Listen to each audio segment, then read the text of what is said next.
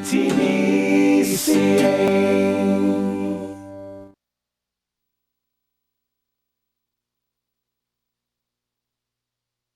Good afternoon, ladies and gentlemen, boys and girls. Eddie D'Souza, and I'm thrilled to be at the New Focus Society, and I'm speaking with Pat Colbourne.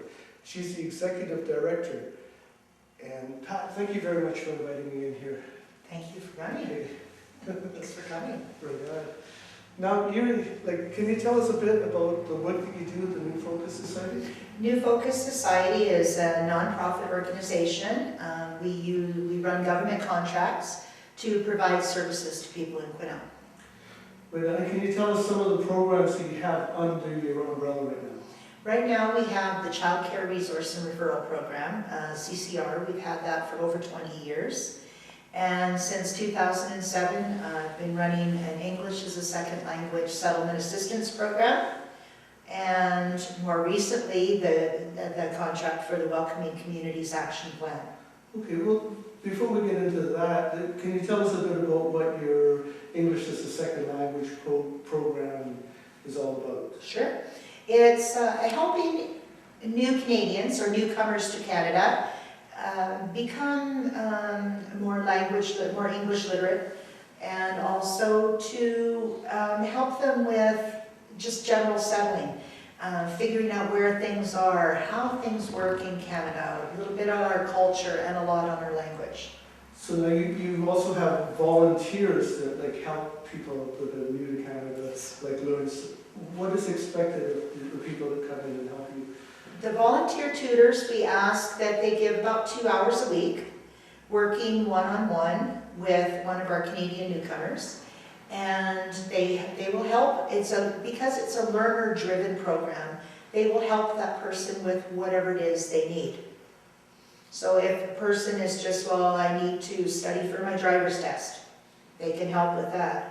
Or just learning the language in general, or learning their way around the community, what services are available here. Well, I was fortunate when I came to Canada. I was coming from England, and I was 10 years old, so I already knew the language, but I can imagine what a shock it is for a lot of newcomers to Quinault. Especially those who do not speak Latin-based languages to begin with. It makes it that much more difficult. So the tutors, I train the tutors, and then I set them up with a learner, and they schedule their times together. Excellent. So it's very flexible, flexible program. 2 hours a week, so that's, It's not so bad. People could work that into their schedule, and I bet you it's pretty rewarding. It is. I don't know who gets more out of this program, to tell you the truth, if it's the clients that come to me or those of us who are working with them, because it's a win-win situation, it really is. Oh, for sure, that's really good work. Well, thanks for doing that in the community. And now, you also have something right now, it's called the Welcoming Communities Action Plan. Yes. Can you tell us a bit about what that is? This was supposed to be a long-term project, but because of the transition from British Columbian to federal control over immigration programs, it's a one-year program, and it's aimed at helping the community be more welcoming and inclusive for the Canadian newcomers. I believe it's in everyone's best interest to help these people settle into life in our community as quickly as possible. For sure, definitely. And as smoothly as possible. Yeah, well, just being there for them, for sure. Now, who's involved in the action committee? Well, this is a community collaboration. So we have had a large input from many organizations in town.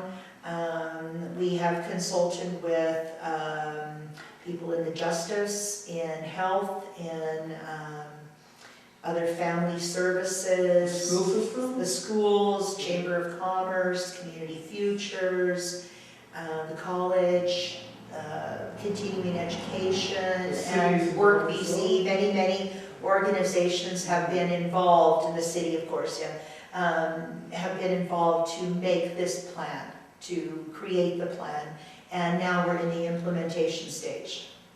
Okay, what kind of activities have you got planned? Oh, lots of fun stuff. Most of our activities will be around getting information out to the general public about how how everybody here can help our newcomers settle more quickly, more easily. And we will also, we're working on some activities with kids from the high school. And of course the drama class and the arts, some of the art students.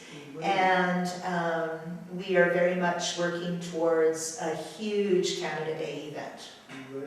So lots of media, lots of consultations with people, and even, you know, some focus groups and that type of thing. Well, before we get into the Canada Day celebration things, like you have a poster contest coming up. Like for a t-shirt design, is that Yes, yes, so take that t-shirt there and bring in a new design, because that one's a 20-year-old design, maybe 15 years. I still And it's beautiful, I mean, it's a beautiful design. But for those people who volunteer on Canada Day to help with all the things that are going to be happening in the park, we'd like to give them a t-shirt. So we would like to put a logo on this t-shirt that celebrates the mosaic that is Canada, the mosaic of cultures that make Canada. Mm-hmm. And so we will be putting out a request for anybody who has artistic tendency to try your hand at designing a logo. Excellent. Yeah.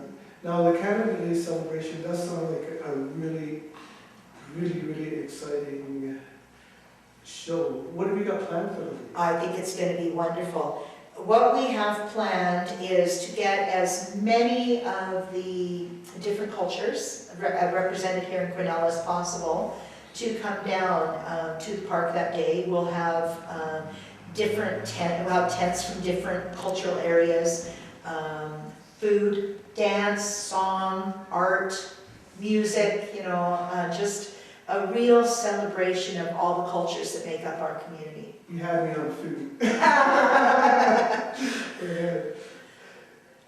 Yeah, it'd be more than just the cake and pizza this year. Yeah.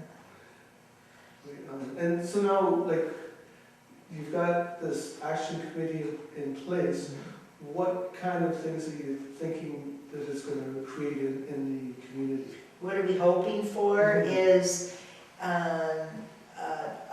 an environment where our newcomers can turn to basically anyone in the community and ask, get help. Or, you know, if it's even just, I'm confused, I don't know how to call this, can you help me?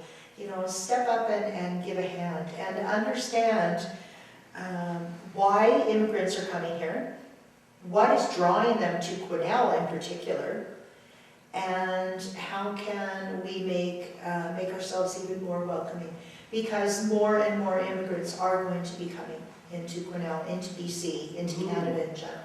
Well, the workforce is kind of like depleting, so we need to replace the seniors who are... There's a lot, yeah, the baby boomers are getting out of the racket now. So they're saying within a couple of years we're going to have a lot of people a serious coming. glut. That's right, yeah. Yeah.